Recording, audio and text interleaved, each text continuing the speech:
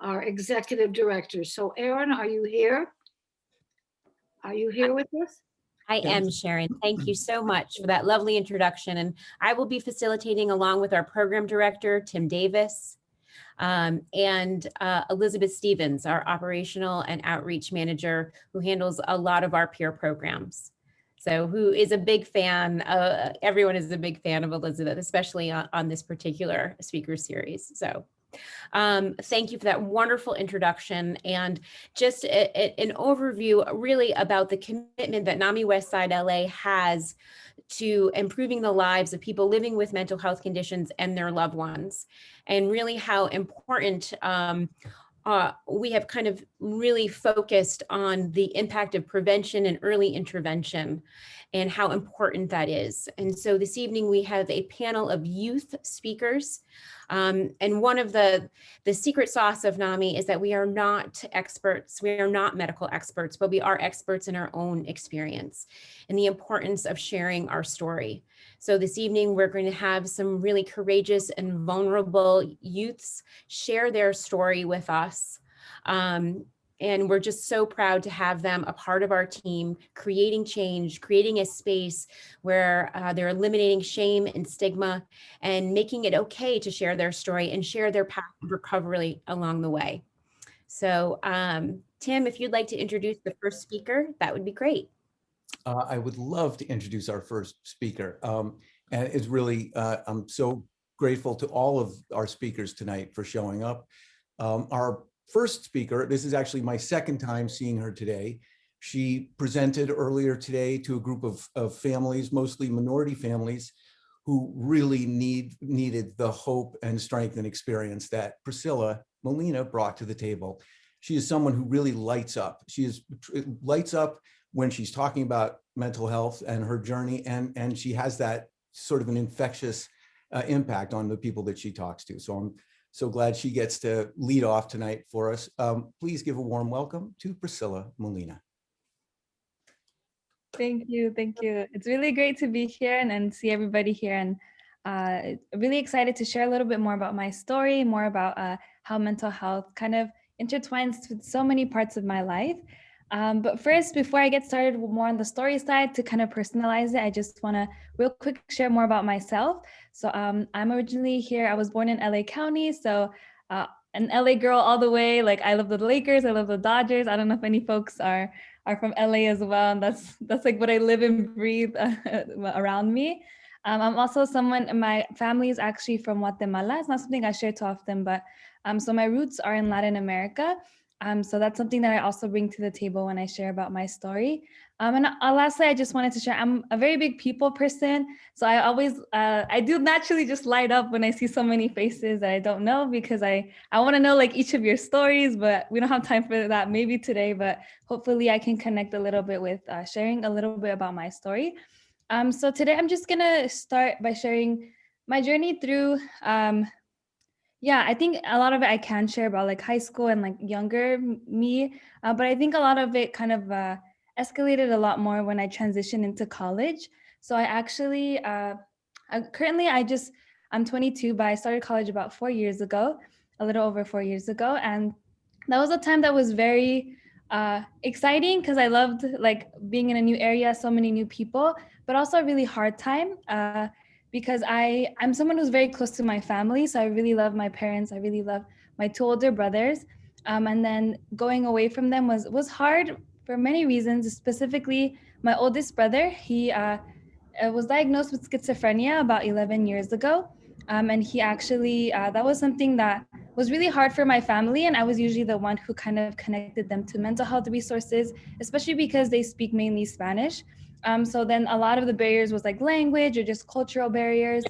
And that was really hard to be away from home and not be able to help so rapidly, especially when my brother would end up leaving the home and we would find him on the streets. There was times that we found him that he ended up in jail. And that was something that was very emotionally difficult for my family. But I felt like I couldn't be there during that time. And there was a lot of frustration towards that, as well as my parents started struggling financially too. So then I think that was something that was really hard. Again, just like not being there. And I lost that love for life. So you see me a lot of time right now. I'm excited too, but I'm very happy and very positive. But then during that time, I really started overly criticizing myself because I felt sad a lot of the time and I didn't understand why. And I often describe this as I really felt like I couldn't do anything about it. I was in the middle of a deep, dark ocean that whatever I tried to do, I still always felt so sad. And that was something I hadn't really experienced deeply. So then I shared this with a friend once and they were like, oh, this sounds like something you should speak to a therapist about. And on the outside, I was like, yeah, maybe this is something I can do. But on the inside, I immediately shut down because I was like, no, that's not something for me. My family never spoke about, if we did talk about mental health, it was very stigmatized or we use like other language that wasn't always positive. So for me, I didn't want to be associated with when my community is considered weak for going to therapy or like that's for, if we say a lot of time, esos son pa los locos. In Spanish, it's like, those are for crazy people, you know? And it was very hurtful to have those things inside of me. But then I was experiencing so many mental health difficulties. But all that to say that I did end up going to therapy. And although it was really hard, I think that I realized that I could use this as a tool for me to advocate for myself. So slowly I started going and the therapist started sharing with me that I was experiencing depression. And that was hard to take in because imagine having a self-image of yourself of like positivity and happiness and then being told you're experiencing depression. That was really hard, but I'm happy here to say that the route to recovery and like success for me really began during that time when I was like, no, I'm going to advocate for myself. I'm going to go to every therapy session and I'm going to make sure that I share the things that are very difficult. And when I come out of those sessions, I'm going to write those things down too, so I can apply them and also talk to my friends more about mental health and their difficulties. So then I don't feel as alone with these these sometimes very scary feelings. Yeah, and I realized that was how I was advocating for myself. And I realized how important it was to be aware of my thoughts towards myself and guide them towards directions similar to the ones that I comforted others with, right? So I think that's something that I wanted to share with y'all today. And the last thing is, because there's many speakers today who are going to share their amazing experiences, I think for me, something that's very important with my story is redefining what success is. So for me, it was redefining success to mean practicing what I preach. If I'm motivating my friends to take care of themselves and love on themselves, then I need to do that on myself and be okay with being sad and sitting in that and then finding different ways to reach out for help, right? Not being so afraid to reach out for help. And despite these barriers, I was able also to, throughout the bumps and the long roads in college, I officially now graduated from UCLA. So that was a huge success for me because I realized that being diagnosed with depression or these different difficulties that came with that didn't define me and didn't just meant like a stopping stone for me, but meant, okay, now I'm going to use this for my success. And now I'm here to talk about mental health, talk about depression, talk about how we can find social justice within mental health with our different communities as well, right? So that's what I have to share for you today. And I hope that connected with you somehow and we can have some questions and answers afterwards as well. Thank you. Thank you. Oh, Priscilla, thank you so much. I am sure you connected with everyone here. So I am really proud of all of our presenters tonight, but my pride has been swelling for 21 years for our next presenter, who really has made me a better dad, a better presenter, and just a better all-around human being. So really grateful he's here with us tonight. Let's give a nice warm welcome to our next presenter, Ryder Davis. What's up, guys? How you guys doing? My name is Ryder. I am 21. I'm from Santa Monica. And give me 1 second. I was only centering on my dad. I can only see my dad. That was kind of throwing me off. Anyways, I'm really thrown off now. So my story started when I was a senior in high school about 3 years ago. And I began experiencing symptoms of a manic episode, although I didn't know it and my friends didn't know it, and my family didn't know it. And I went through those for about a week. I was talking really fast. I was spending money irresponsibly, abusing drugs and alcohol, being very rude to friends and family.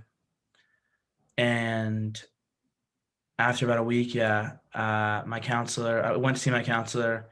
He said I was having a manic episode, and I was sent to the hospital where I was diagnosed with bipolar disorder. Now, in that moment, that really felt like a death sentence.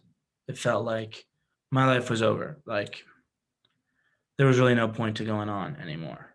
And then I was sent to a psychiatric ward where a lot of the people there were coming in, on and off the street, and some really, very, very challenged individuals.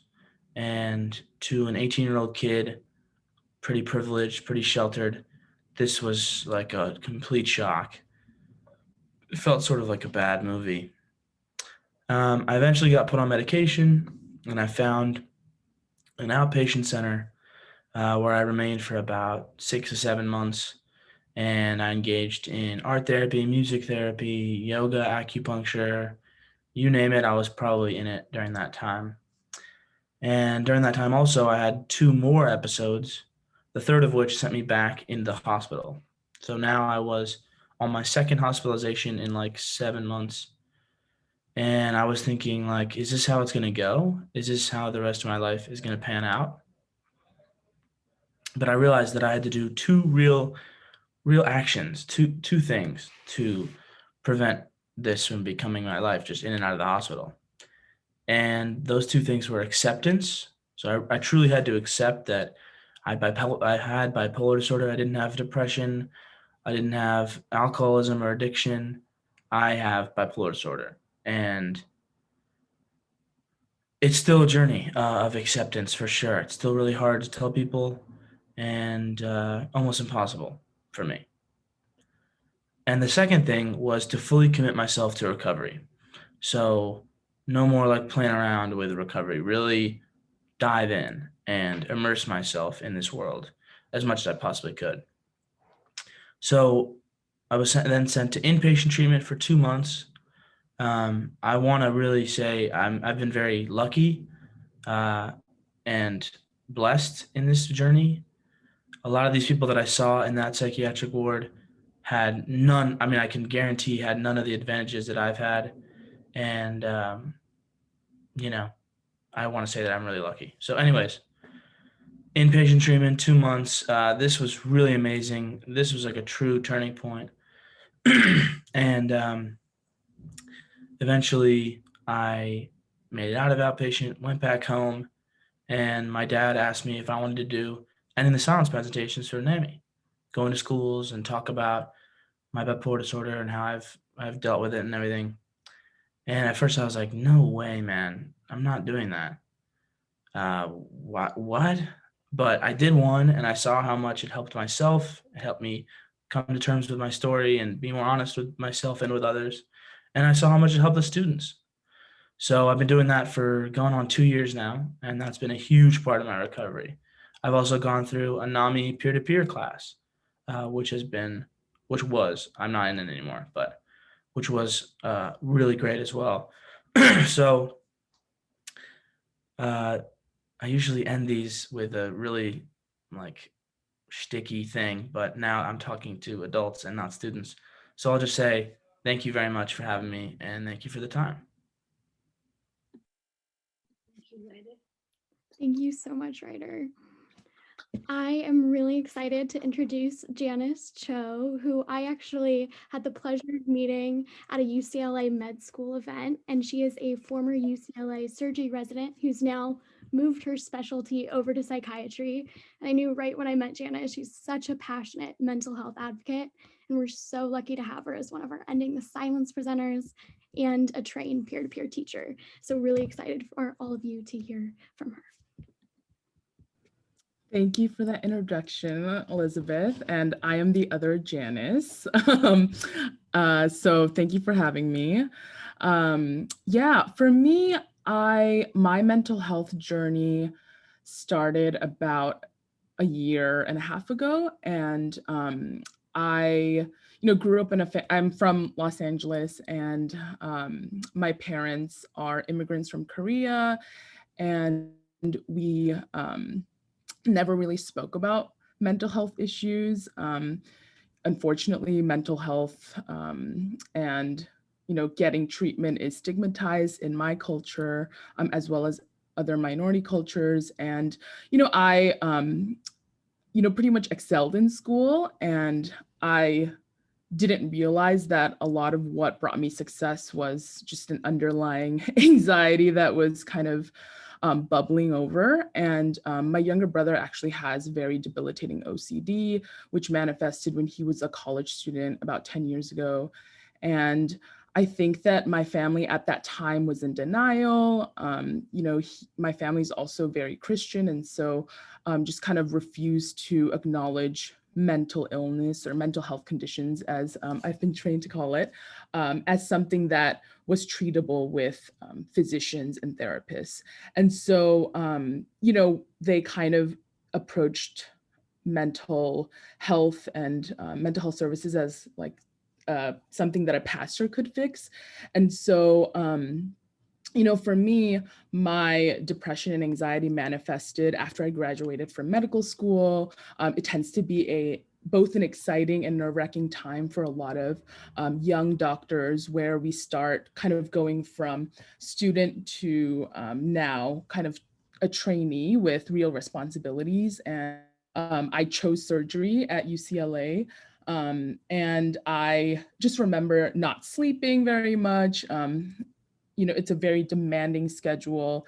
And, in previous kind of times like this in undergrad and even medical school, I just didn't really sleep, or I didn't have great coping mechanisms, which for some reason was fine. But I think that once I got to kind of my first year as a resident, I think those coping mechanisms just no longer worked.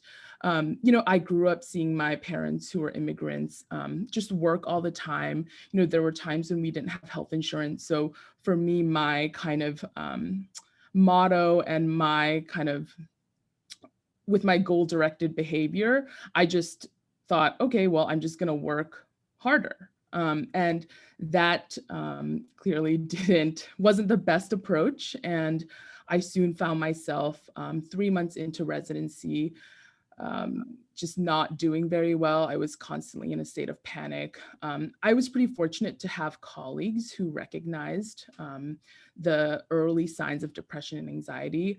And sadly, mental health conditions are very much stigmatized in the medical community. Although you would hope that that's not the case, since we learn about it in school.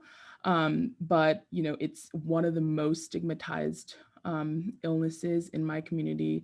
And I was really embarrassed. I think, people even directly said to me that, by needing treatment and needing to take time off, that was a sign of weakness.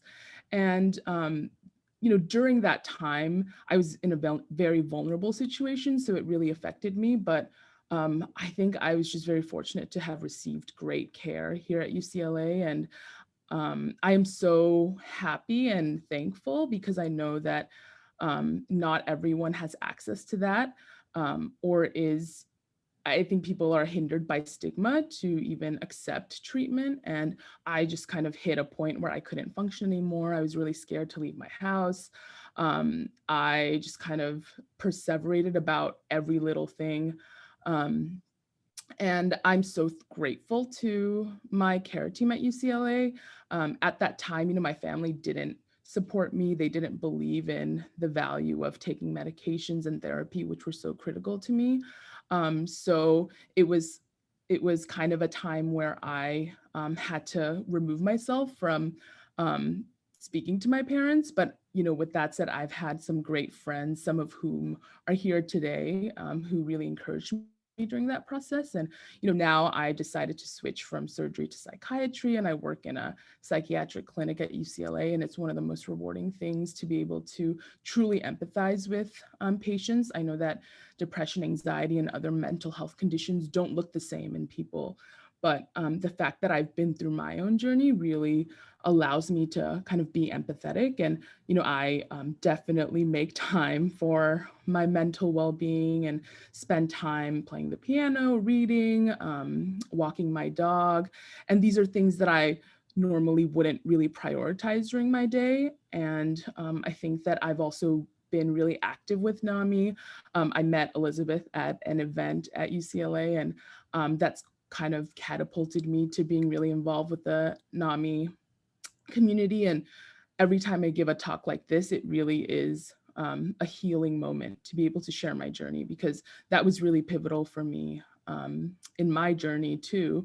Just hearing about other people who had been through it like me. So thank you all for coming, and I will pass it on to the next speaker. Thank you so much. That was beautiful. Thank you. Janice, thank you so much for sharing. So glad we met back at that conference. All right, now I have the pleasure of introducing Jared. Jared is so incredibly involved and in our peer programming. I've had the pleasure of leading groups with Jared and been in classes with him. He currently leads 3 of our peer support groups and does a fantastic job. And he also leads our peer-to-peer class. So he's such a passionate peer advocate who creates such a safe, welcoming space for all of the peers who join his groups. Jared, I'm going to hand it off to you. Thanks so much, Elizabeth. Appreciate it. Hello, everybody. My name is Jared. I'm 31 years old. I was born and raised in LA. I'm not going to go too much into the backstory, but I was born and raised in LA, and went to Crossroads High School, for anybody who knows it. And I look back now, I didn't understand it back then when I was a teenager, but I know now that I struggled with intense anxiety and I had no tools for regulating my emotions. I just didn't know how to regulate my emotions. Parents didn't teach me, school didn't teach me. I had no idea how to handle my emotions, how to handle my mental health. So I just did the best that I could by myself. And I went to UC San Diego, and I studied neuroscience, and it was okay. But unfortunately, what happened was I didn't want to use my degree after I finished it. And so from 2012 to 2015, which was after UC San Diego, those were kind of my dark years. What happened was I moved back to live with my parents. And basically in those 3 years, I had no structure or direction in my life at all. And my mental health just took an absolute dip. And I developed mania, I developed depression, I developed psychosis, I developed an eating disorder, I was suicidal. I mean, I call those the lost years. I call those the dark years, because it was just really bad. And my parents had no idea what the heck happened, because I always did well in school. So they always thought that everything was fine. But basically, and then I was, in the spring of 2015, I was checked into a psychiatric hospital for 50 days, 50. And that didn't help either. But finally, what did help was in the summer of 2015, my mom took me to a residential in-treatment patient center in Colorado, Boulder, Colorado, called Colorado Recovery. And so it was there when I finally got my life back. For the first time in 3 years, I had hope. They diagnosed me with schizoaffective disorder, which is basically schizophrenia with a mood disorder. And I got on the right medication, which is clozapine. For those who don't know, that's a medication that helps with the symptoms of psychosis. And so it pretty much keeps my brain stable to this day. And I was able to overcome my eating disorder. And it basically just gave me like a really supportive environment. And I started studying Japanese again as well. I used to study Japanese. And so it just gave me structure to my life. And I came back to Los Angeles in January of 2016. And I went back to school. I studied Japanese. So it gave me structure. It gave me something to do every single day of the week. And that's been so crucial to my recovery, is just having a direction, having structure. Because when I don't have structure, I completely fall apart. And I know that about myself. And then I got a master's degree at USC in urban planning from 2017 to 2019. But the real reason that I wanted to, the main the crux of what I want to talk about is kind of my experience with Nami. So I first went to a support group in August of 2019. I went to Nami West LA has a Wednesday night support group at the Dee Dee Hearst Center in Culver City. This was before COVID, so things were in person. And so I went to that group, and I started going every single week, and I just gravitated to it. I felt like whether I wanted to share what I was going through or not, I sort of felt a community there, because these were people who had been through similar things that I had been through. And I had even been a leader of a Buddhist club when I was in college, but I never felt the same type of community as I did when I came to Nami. And I felt like I fit in with people. And so since then, I basically attended every support group that was being offered through the beginning of COVID. And then when COVID hit, I basically was attending every virtual group that I could. And I live alone. And so if I didn't have the NAMI support groups, my mental health would have gotten really bad. I can guarantee it. But the fact is I had 3 to 4 groups a week that I could log on to in the evenings to go to. And by that time, I had already made a bunch of friends. I used to host board game nights at my house with my NAMI friends before COVID. And most of my friends now are actually people from NAMI. And it's just been a really great experience. And so I've been heavily involved with it, first as a participant. And then last summer, I just had this idea one night that I wanted to facilitate. And so I brought it up with Elizabeth and Tim, and they were really supportive. And so I've basically been facilitating for Nami Westside LA, I've been facilitating, now it's 3 support groups a week for people with a mental health condition, and Tuesday, Thursdays, and Saturdays. And it's really, really, really fulfilling. It just brings me a lot of happiness when like group members say that they feel better after group, or they feel relief because other people in group could relate to what they were going through, or they got some amazing advice. And I love being in the role of facilitator, because it's just my job to make sure that people feel heard and seen. And it's my job to make sure that everybody gets a chance to speak. And I really just enjoy being in that leadership role and having that responsibility. And so it's been really great for my mental emotional health as well, just being a leader 3 times a week. And I'm really, really enjoying it. And so I'm just super grateful for NAMI. It's my main community now. It's my main support system.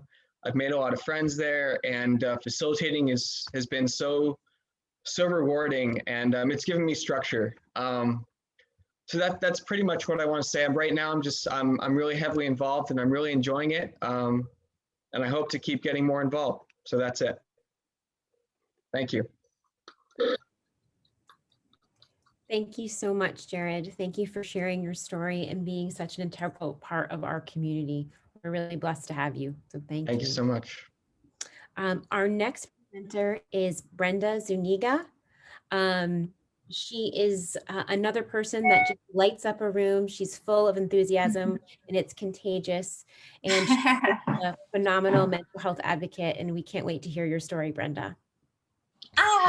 Thank you. That was such a nice intro, Erin. You're the best. What's up, everybody? My name is Brenda Zuniga, and I'm going to tell you guys a little bit about my story, what happened, what helps, and I'm going to be going over a mindfulness technique with you guys that has helped me so much during COVID to help me with my, any moments that I felt anxiety or stress, and it's a wonderful technique to self-soothe, and yeah. So I've always been a talker my entire life. I've never been able to stop. I am a comedian. I'm also a mindfulness coach. I'm also a singer, a dancer. I play piano. I am a mental health motivational keynote speaker. The works. Like, I have unlimited energy. And so, like I said, I've always been a talker. I was the kid in class who would burst into song and dance. Meanwhile, the teacher was talking. I would be, I'd do a test and then I'd finish it. And then I'd go over to my friends and be like, hey guys, what are you doing? The teacher's like, what do you think they're doing? Can you please sit down? And, I always thought I was fun and, jolly and everything, but these characteristics of hyperactivity and I could never sit still. And, all these I'm a huge creative. So all these pluses started to manifest themselves as anxiety and depression when I was a teenager. And I grew up in a household where, you know, if I were to say, hey, like I'm upset or I'm experiencing anxiety or anything like that, my parents would say things like, you have a roof over your head. What are you complaining about? You know, you have food on the table. What are you sad about? You know, we wish we had your life. You have clothes, right? We feed you. You know, you have a roof over your head. You go to school. You know, what are you complaining about? And my hyperactivity, my you know, my endless energy and all that stuff was always an issue for my parents too. So they would always tell me things like, why can't you just sit down? You know, why can't you just be normal? And that was the word that stuck with me. Why can't you be normal? So then I started to feel shame for being who I am. And it really sucked that I didn't have that supportive system at home, right? And I come from a Latino background. I'm Mexican. And, you know, I can't blame my parents though, because I was smuggled into this country when I was 1 year old. My parents were teenagers. My mom was 16 years old. My dad was 19, 20. So and you know, deep in Mexico, all right, that's where we come from. So what were they gonna know, right, about mental health when I was a teenager? And so this is why I'm such a passionate mental health activist, because we can change the narrative, you know, it starts with us, but I digress. I didn't have the supportive system at home. So I relied heavily on my friends, counselors, teachers. That was my support system that helped me, you know, get through high school and middle school. And, you know, I always refer to them as my skateboard. You know, they helped me, but they can only get me so far.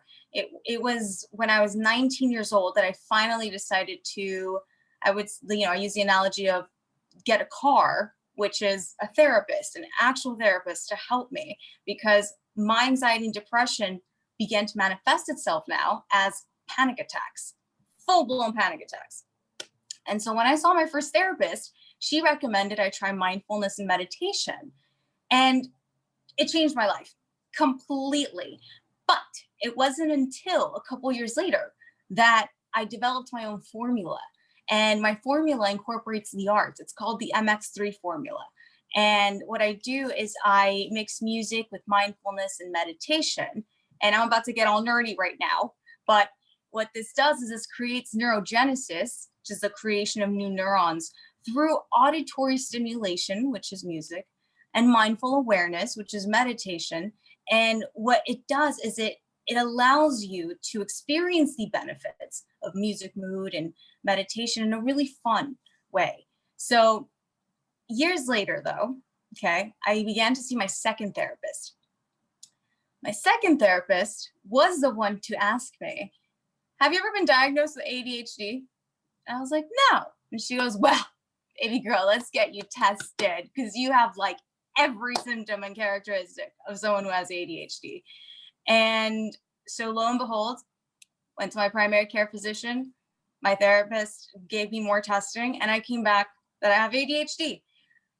And honestly, it was one of the best days of my life, because I was finally able to put a name to how I've operated my entire life.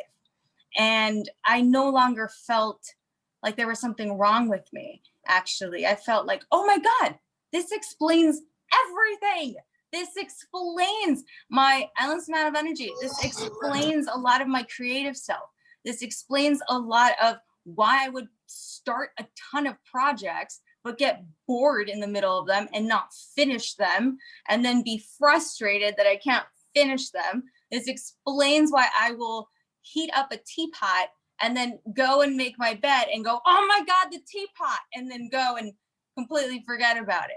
So when I began to treat my ADHD, my life changed. I credit, treating my ADHD and taking medicine along with mindfulness and meditation to launching my company, to allowing me to be that CEO, allowing me to do the boring admin work that my creative brain does not want to do. And there is no such thing as a magic pill, though. There's no such thing as, oh, okay, I'm taking this and boom, everything's perfect. No, there's a ton of coping skill, a ton of positive coping skills that help me. Like my planners. I need to plan everything. I need to plan, you know, the time I wake up to the time I take out the trash to, you know, like, I mean, it's just, I need structure too. I hate routine. I cannot do the same thing over and over again. I will, you know, drives my brain. It goes into haywire. So I need structure though. And another thing that provides structure is my friends and also mindfulness and meditation. They help calm the monkey brain down. And one of the techniques that I'm about to show you guys right now, this one, oh, it's my favorite. I do it every single day and it helps calm me down. It helps alleviate stress. It helps with regulating, you know, your central nervous system. And so this is called the self-compassion hug. All right. And I would love for you guys to do it with me right now. Okay. So you go like this. I like to put my hands right here on my shoulders like this. Come on. Yeah, there you go, Erin. Awesome. I see Priscilla. I see Elizabeth. Yes, yes. Okay. So, you know, you hug yourself, not too tight, not too loose, no, but just snug enough where you feel like you're hugged. And I see some of you rocking back and forth. Yes. Do you know why? You know why? I'll tell you why. Because our mammalian care system is being activated right now. And what that means is that when we're born, someone holds us, right? Usually our parents. And that creates a bonding moment with them. And they usually rock us, right? And so as we're hugging ourselves, our brain is remembering that. Our mammalian care system is activated. And so what we're doing is we're creating a bonding moment with ourselves right now. We're creating a bonding experience with ourselves. Also, oxytocin is being released. Oxytocin is the bonding, cuddling hormone. And when that's released, that's telling our brain, hey, we're safe, we're happy, we're okay. And we all have a sphere of personal space, right? Who we deem we can allow, who we not. And so when we're hugging ourselves, this lets our brain know that we are a safe person, that we are someone that we can trust. We're someone that, you know, is allowed in our safe space. So anytime you guys feel stress, you know, you guys are feeling overwhelmed, this is a wonderful way to self-soothe. So that's my story. And yeah, thanks for having me. Brenda, thank you so much. And thanks so much to everybody. There are many reasons I love presenting with Brenda, but that self-hug is something I look forward to at the end of every presentation. Thank you so much for that. We are now going to have a Q&A with all the panelists. I have jumped in here with my dad hat on because my son, and I'm sorry that I should have probably said this earlier, he's actually beaming in from Boston where he's at college.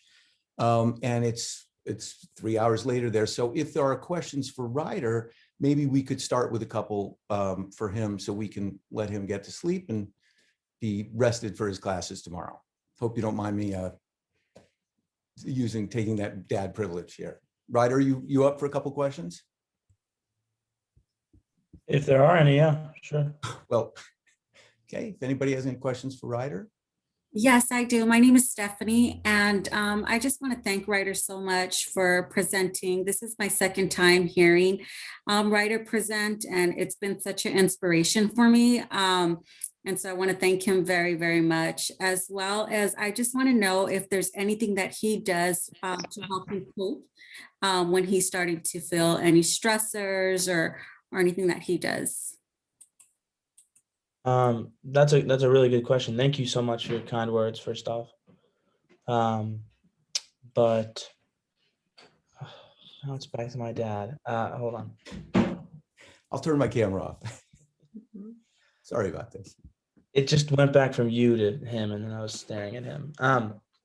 When I am feeling stressed or feeling depressed or, you know, like the world is caving in or whatever, I love to call, you know, my parents or a friend. I love to go outside. I think that really helps, is get some exercise or even just to take a walk. Those are my biggest coping strategies for sure. Thank you for sharing. One of the things that Ryder has also shared with us is how important routine has been to him. And I think that that's a common theme that we hear, and Brenda was talking about that too. And I just wanted to add, Ryder, what resonated with me was one word that you said, and that's acceptance. And it really was a big word. And I think all of us, I mean, life today is, we're all suffering, but you nailed it. And you have beautiful eyes, Ryder. Just want to say, beautiful family. And thank you for sharing. Beautiful. Well, thank you so much on all of those points. Yeah, acceptance is huge. I talk about that no matter what. I have a question for Ryder. Ryder, I think you did a great job speaking, and you showed a lot of insight tonight. And I just wanted to know how did you cultivate that insight? Because you just sounded really mature and really well spoken. Wow, thank you so much, man. First of all, it's just practice. My dad doesn't like me to talk about this when we go to schools, but this is easily my 100th, over 100 times at this point. And I'm so lucky for all those opportunities. But yeah, practice. And also, I think talking to a therapist and really staying consistent with that. I think I've talked to a therapist almost every week since I was 16. And then I took a couple of years off. But before that, maybe from when I was like 8 to 14. So most of my waking life, I guess, I've talked to a therapist. So that's really helped me build that insight for sure. Thank you. Acceptance. Yeah, that acceptance you showed, and you communicated the acceptance and a lot of insight tonight. And I'm really glad that I got to hear you speak. Maybe one more question for Ryder so he can get to bed by 11. I had a quick question. Ryder, this is Felicia.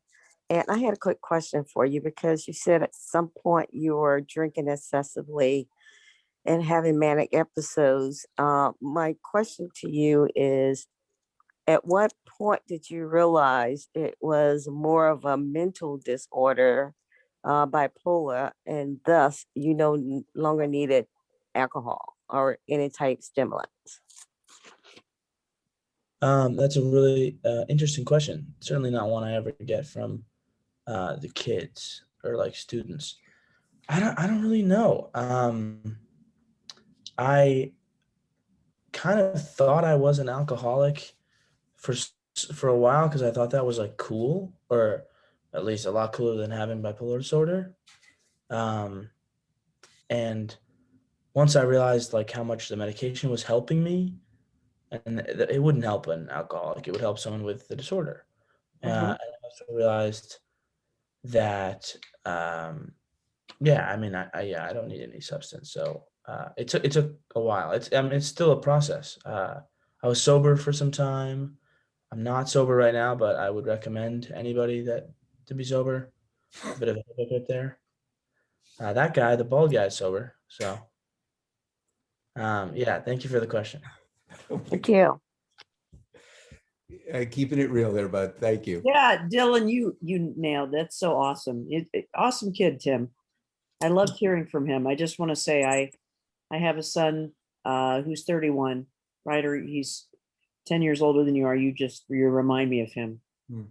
With medication, there just wasn't the need anymore. He just didn't think about it. It doesn't mean he doesn't have an occasional beer. He just doesn't feel like suddenly becoming, numbing himself in order to deal with symptoms. That's all. So you were very honest, and yeah, I appreciate it. Ryder just reminded me. That's great insight. Thank you. That is, and I appreciate that. I was just reminded of Hunter Thompson's famous words. I don't advocate drugs, alcohol, and violence for anyone else, but they work for me. But glad you're being mindful and moderate. And I will say I'm certainly sober from drugs. And if you're on medication or if you have a mental health condition, I can't speak to that because it's only my experience. So you know what? I think there are a lot of people out there with mental health conditions that are helped by some drugs, but not for me.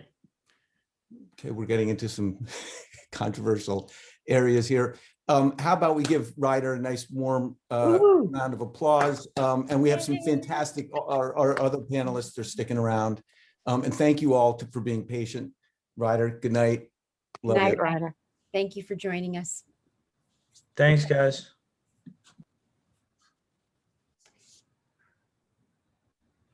One of the common themes that I felt like that came up in all of your presentations, and just thank you so much for being so courageous and so brave and sharing your authentic stories.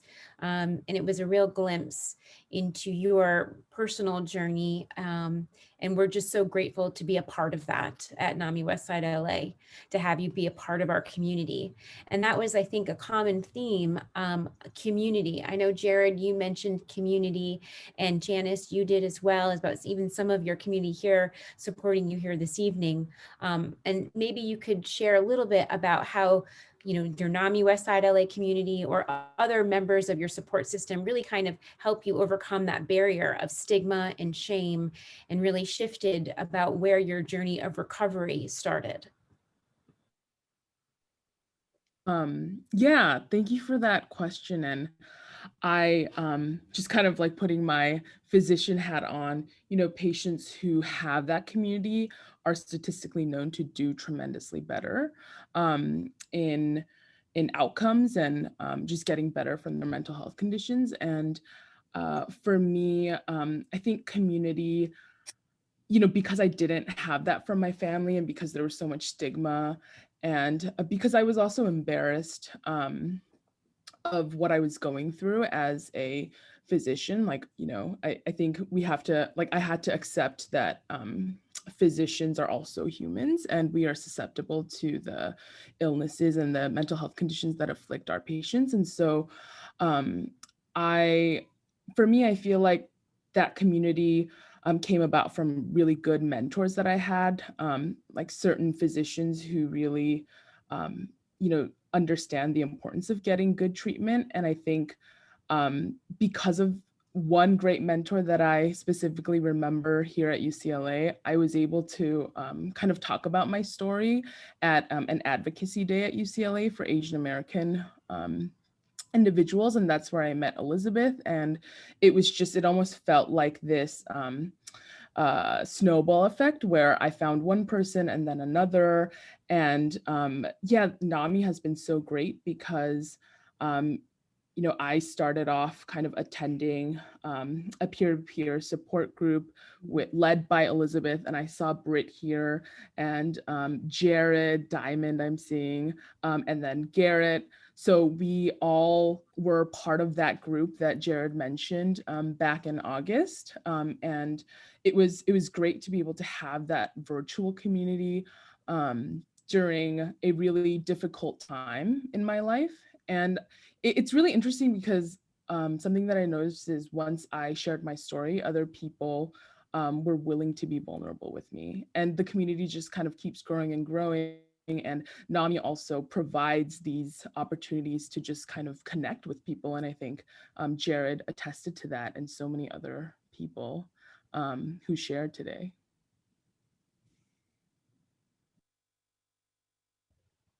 Should I say something too? Yeah, go for it, Jared. We'd love to hear from you. I mean, I do feel grateful in some ways because my parents do not stigmatize it at all. But I still don't go to them for help. I mean, I have friends who are kind about it and understanding and don't stigmatize it, but there's just something different about hanging out with people who also have a mental health diagnosis, because they can talk about certain things and I can understand from my own experience. And I think that's why there's a lot of power in the support groups, because people can talk about things that maybe other people who haven't had a diagnosis or condition, they can only imagine, but they haven't actually had that lived experience. And so there's just kind of like, I mean, like we have a game, Micah facilitates a game night every Friday. And it's not like we're talking about anything deep, we're just having fun. But at least for me, there's still kind of this underlying comfort, because I know that everybody there is also like me and has gone through some difficulties with their mental health. It's just sort of like a glue, I guess. And it makes me feel more comfortable, and it makes me feel more connected to them. Shared experience that you all have together, a shared Yes. experience, and that allows for bonding. And Janice, you said the most profound thing. You noticed that when you shared your story, it allowed other people to be more vulnerable with you and real with you back. It made other people feel safe with you once they knew you were struggling with a mental health condition. And that's true universally. The greatest gift we can all give anybody is our vulnerability, to tell the truth about our mental health issues or our life issues, because then we make them feel safe to talk to us too. And that's where the bonding and the connection comes in. And that's where we can rid ourselves of shame and guilt that we had something to do with causing this. So thank you for that, Janice. That's very profound. And we all need to do more of that, share our vulnerability. And I thank all of you as co-president of NAMI for sharing your stories tonight and being so courageous to be vulnerable with all of us. And you're all like heroes and heroines in NAMI's annals, because you're here and you're in recovery and you're purposeful because you're saving other lives. You're helping other individuals with this illness. So you have everything going for your life. You have purpose, you have meaning, you have a community, you're not alone, you're not isolated, and you're sharing compassion with all of us. And I hope you're doing what Brenda recommends, that you're compassionate with yourselves too, that you do some self-love and self-compassion too. I thank you so much.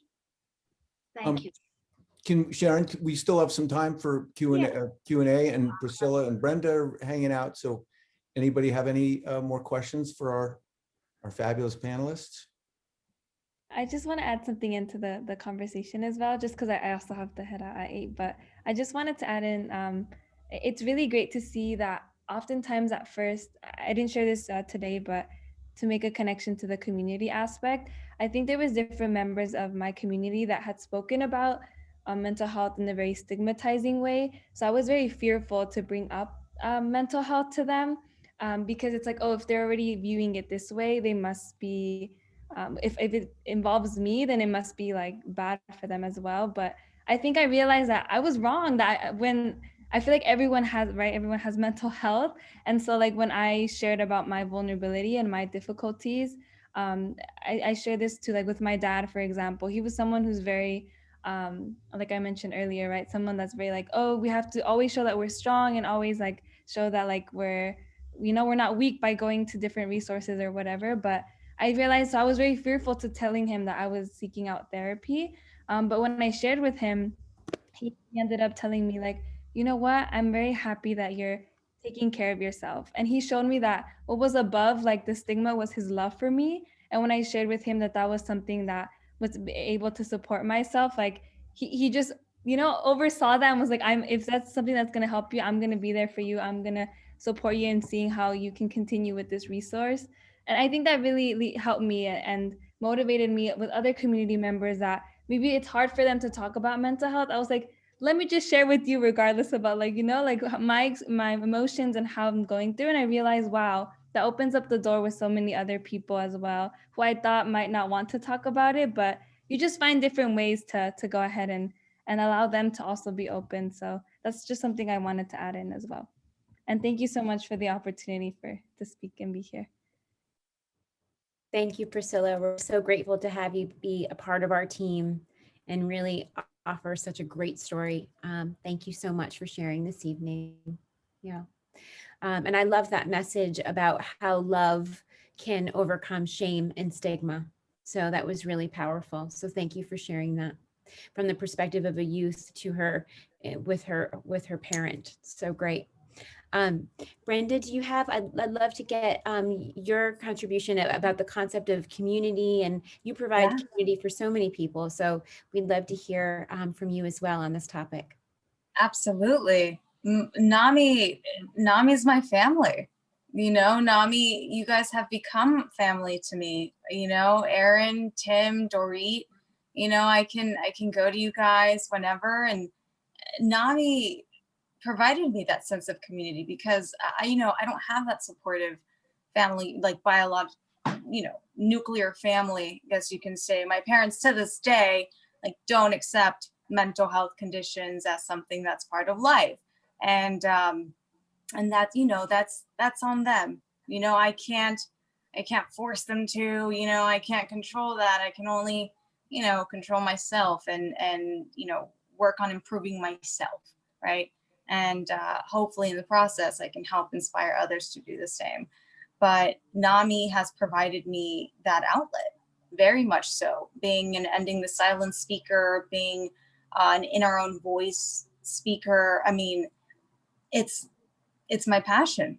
We all know I could talk forever. So this is just a wonderful way for me to connect with others and also connect with myself. I've gotten to know myself so much more too, talking about my mental health condition, ADHD, and being curious about it, a lot more too. So Nami's just been absolutely wonderful, and I can't thank Nami enough.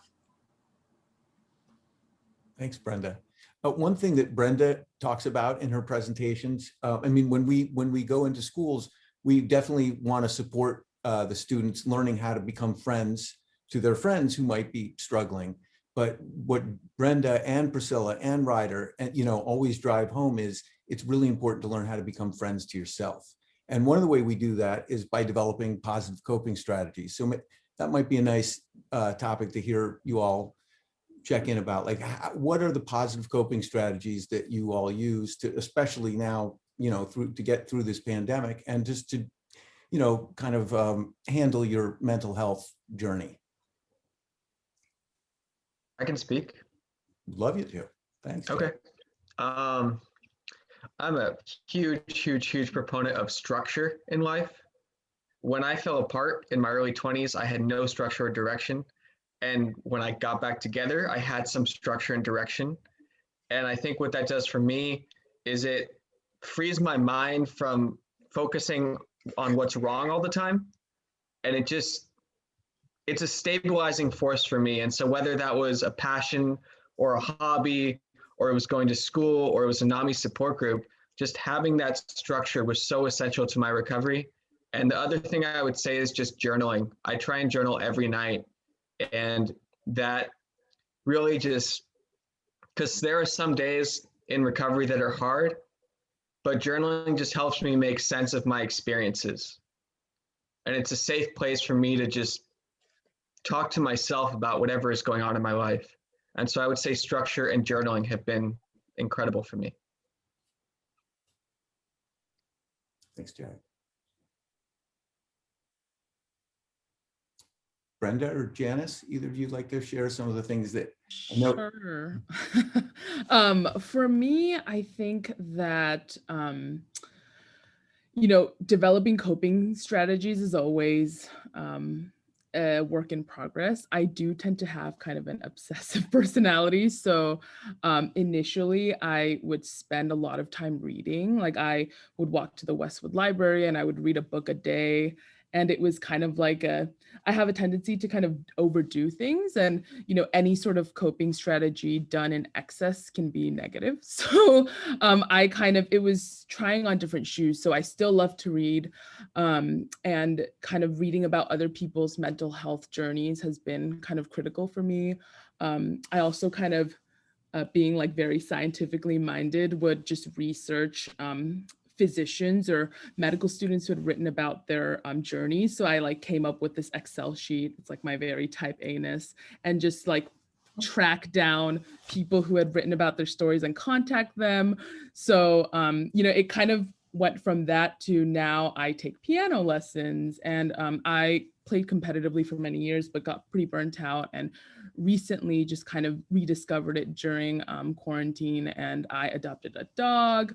And so now I go hiking with my dog all the time, kind of appropriately wearing my mask and such. And I also started watching the Great British Bake Off, so became like a baking enthusiast. So I think that there's so many different things. And I've also learned a lot of positive coping strategies from my Nami peer-to-peer support group. So as Jared said, journaling, I had kind of an anxiety attack yesterday, and just kind of writing down like what was the trigger and what my what my emotions were. I think that's helpful and kind of goes to show that it's always this this attempt to work at it, and it's just never ending. That's beautiful. Thank you for sharing, Janice and Jared and everybody. One of my, and I was just thinking about this right now, I have many positive coping skills that I use as a mindfulness coach. You know, I have a list of things that I talk to my clients about. One of my favorite ones, though, I don't know if I've mentioned this before, but I always say I have family meetings with myself.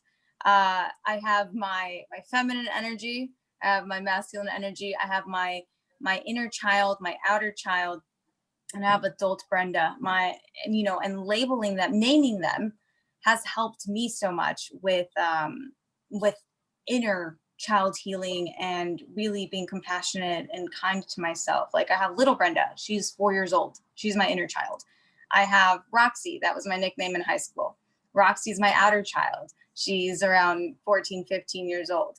Then I have my masculine energy, and the name is Brendan. And then I have Brenda, it's my feminine energy and adult Brenda. And so sometimes when I feel myself getting stressed out, or there's a bit of lack of structure, like Jared said, structure is key for me too. I will have, literally, I will talk to myself in the mirror and be like, all right, family meeting, everybody, like, what's going on? Like, why am I feeling, well, little Brenda, talk to me. And I will literally, I will have little Brenda, my inner child, like literally come out and be like, I'm scared. And it's like, okay, how come you're scared? And then adult Brenda would ask, my inner child that. And little Brenda would be like, I don't think I can do it. And then adult Brenda will be like, okay, where is this fear coming from?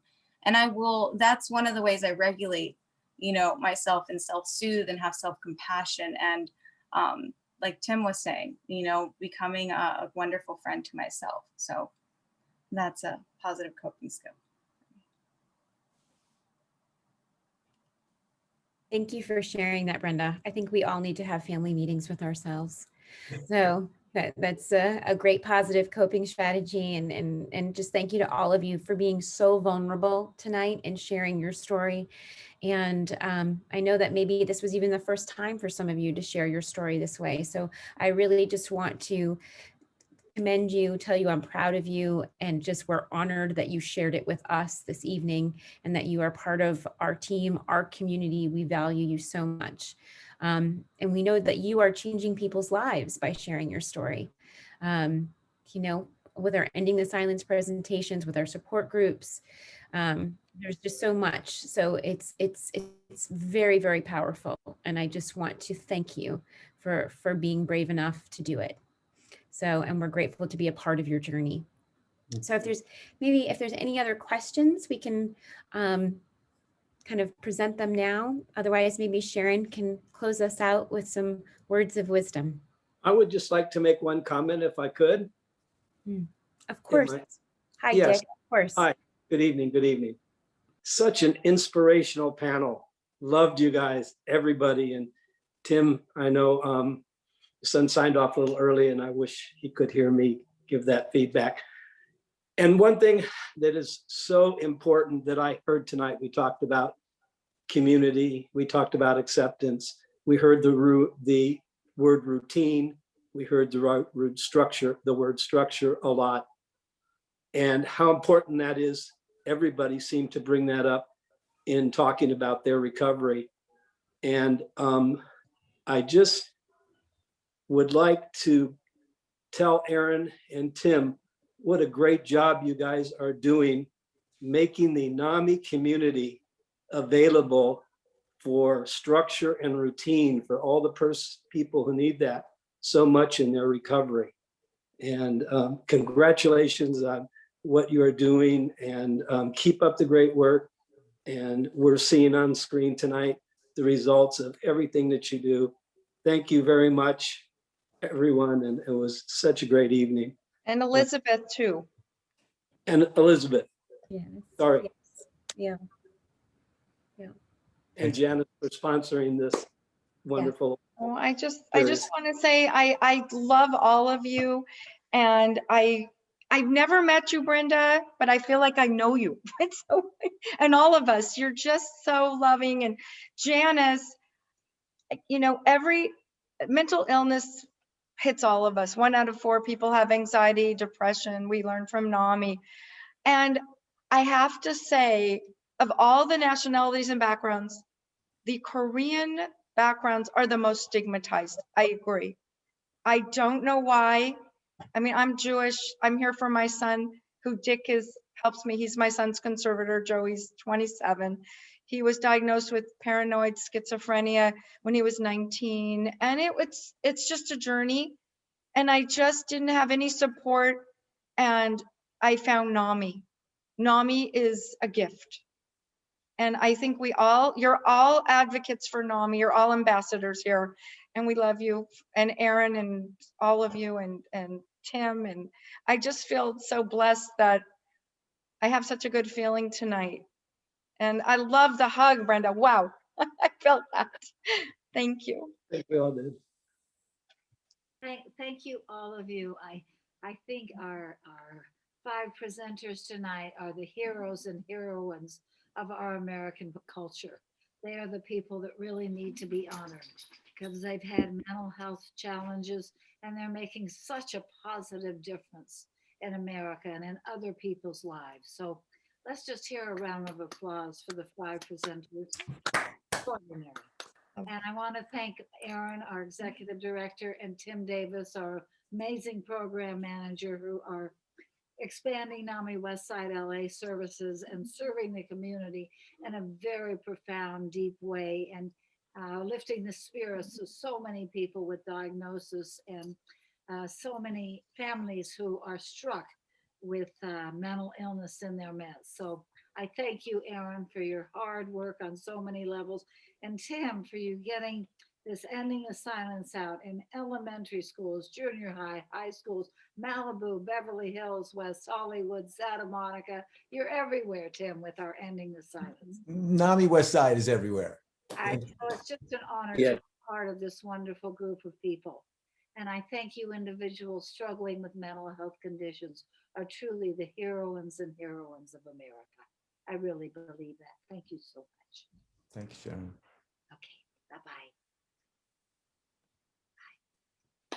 Oh, well, Aaron, do you want to make a quick, draw people's attention to what Gigi just put in the chat box? Certainly. Just before we say our good evening for the night,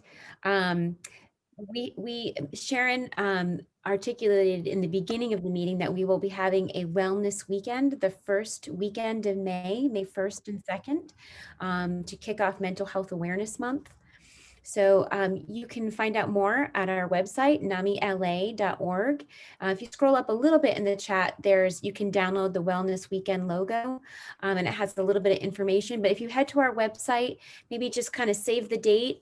It's going to be a really wonderful weekend full of resources, engaging events, panelists, speakers. And as Sharon mentioned, we have a keynote speaker with Dr. Xavier Amador, which is very exciting. He'll be talking about the LEAP method. So we have a lot of things planned and a lot of opportunities for engagement. So, and even some, perhaps some a fun duel, which is kind of some fundraising things where we do maybe kind of like the ice bucket challenge, but we're going to kind of smash out stigma and what that means to you guys. So it'll be fun. So, keep looking on our website. We'll be sending you guys information on social media and on our e-blast, so we'll keep you updated, but just to plant the seed for May 1st and May 2nd. So Aaron, I wanted to say one quick thing, because this is important that people know. If you're getting outreaches from anyone talking about Nami Walks, which is the annual fundraiser that Nami, the Nami LA affiliates put on every year, we're not doing that this year. We're doing this wellness weekend, and that's really where we would love your attention and energy and funds if possible, the wellness weekend. So you'll be hearing a lot more about that in the next month or so. I just want to thank Janice Black-Warner for funding the speaker series. Without Janice, we wouldn't be having it, and it's because of her that we're able to continue funding it and finding speakers and having this once a month, first Wednesday of every month, with an amazing speaker for the NAMI audience. So thank you, Janice Black-Warner. Round of applause for Janice. So thank Thank you. Name it after you. and keep naming it. Yes. Thank you, darling, very much. Maybe we can all end with a hug. What do you say, guys? Should we do another hug? Yeah. And There you go. Yeah, let's do that. Very nice. Good job. Everybody, good night. Good night. Good night, everyone. Be safe. Be well. Hugs Yeah. to Good all. hugs. And we'll see Good you hugs. Yes. first Wednesday in April. Bye-bye. Great. Thank you. Good night, everyone. Thank you, Janice. Thanks, Night. Garrett. Thank you. Yeah. Good night, everyone. Thank you. Good night. Excellent, excellent, excellent activity tonight. Yeah, it was Beautiful. a special one. Take care, everybody. Good night. Oh no, Carmen has just showed up. Carmen, who I'll say a quick hi and tell her, and then we will.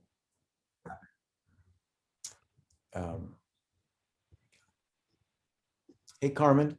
Angela, did you have anything else to say before you left? I loved your message in the chat, Angela. Is there anything else we can support you with?